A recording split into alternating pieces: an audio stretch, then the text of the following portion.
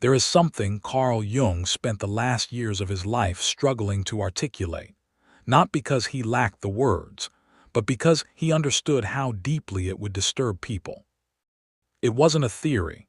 It wasn't speculation. It was something he had watched happen, quietly and consistently, across decades of working with human beings at the edge of life. And what made it truly unsettling was this: it wasn't only happening to the dying, it was happening to everyone, including you, right now.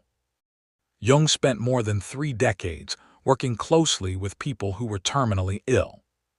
He documented their dreams, sat with their fears, and observed what happened to the psyche when the future suddenly had a hard edge to it. What he expected was grief, denial, disintegration. What he found was something else entirely. As the body weakened, something in the mind began to release. The relentless effort to manage appearances, to be seen a certain way, to achieve, to maintain control, quietly lost its urgency. The layer of personality that most of us spend enormous energy constructing and defending began to thin. And beneath it, something emerged that Jung could only describe as more real than everything that had come before it.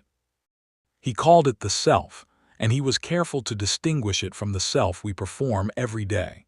Not the professional identity, the family role, the carefully maintained image. Something older. Something that felt, to those experiencing it, less like a discovery and more like a return. What disturbed Jung was the consistency. Patients from different cultures, different religions, different life circumstances described the same psychological shift. Their dreams changed in recognizable patterns. Their fear of death didn't intensify, it dissolved. And many described the same paradoxical sensation, not that they were ending, but that they were arriving somewhere they had always known. He began to map the stages. First came dreams of movement, roads, rivers, crossings, vast unfamiliar landscapes.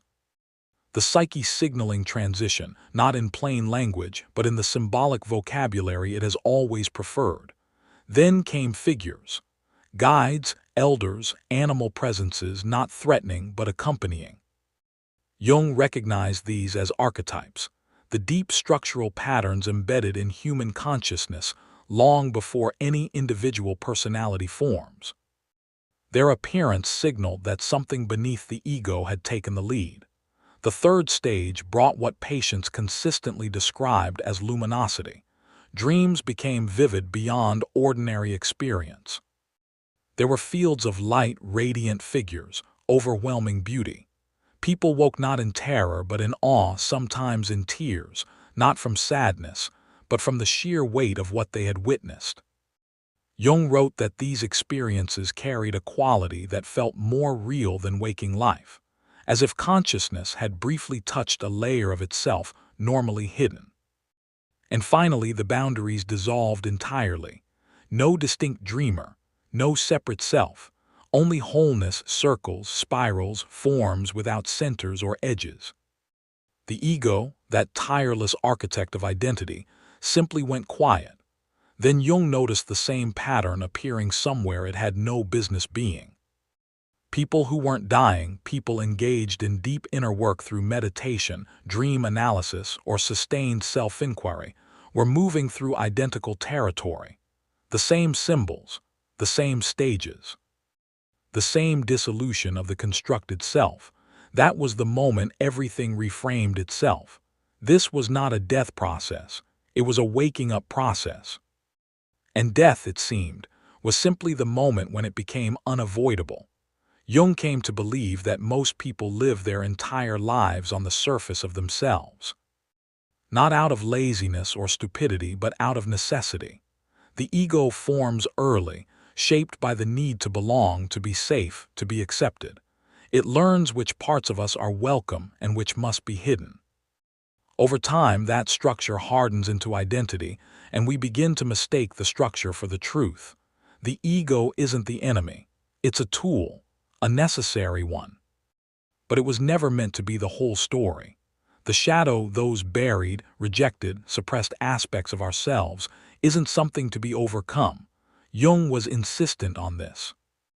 The shadow is a doorway. The path to wholeness doesn't go around the darkness.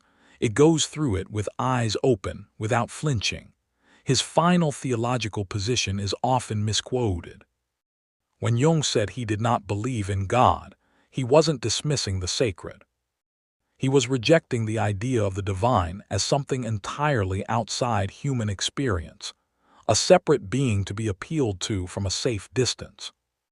What he had come to understand was that the deepest layer of consciousness, the self, was what every spiritual tradition had been pointing toward all along, dressed in different names, filtered through different cultures. You are not a body that has occasionally spiritual experiences. You are consciousness that has temporarily taken a particular form. And that consciousness, Jung believed, does not end when the form does. So what does any of this mean while you're still here, still breathing, still building a life? It means the process doesn't require waiting. The self communicates constantly, through dreams you've half remembered and forgotten, through the quiet discomfort that settles in when the life you've constructed no longer quite fits, through moments of unexpected meaning that briefly interrupt the ordinary. The question Jung believed every person must eventually confront isn't what you do or what you've achieved. It's, who are you when there's no one left to perform for? Most people find ways to avoid that question. It leads somewhere uncomfortable. It leads to the parts of us we decided, long ago, weren't acceptable. But those parts are exactly where the work begins. Jung's final message wasn't about death. It was about not wasting the time before it. Stop mistaking the armor for the person inside it. Stop defending an identity assembled from other people's expectations and your own survival strategies. The thing you're protecting so carefully, the reputation, the self-image, the carefully managed story was always temporary. What's underneath it isn't. The self has been waiting with remarkable patience. It doesn't announce itself loudly. It surfaces in the quiet, in the cracks, in the moments when the performance briefly stops. The only question worth asking is whether you'll meet it on your own terms, or wait until life forces the introduction.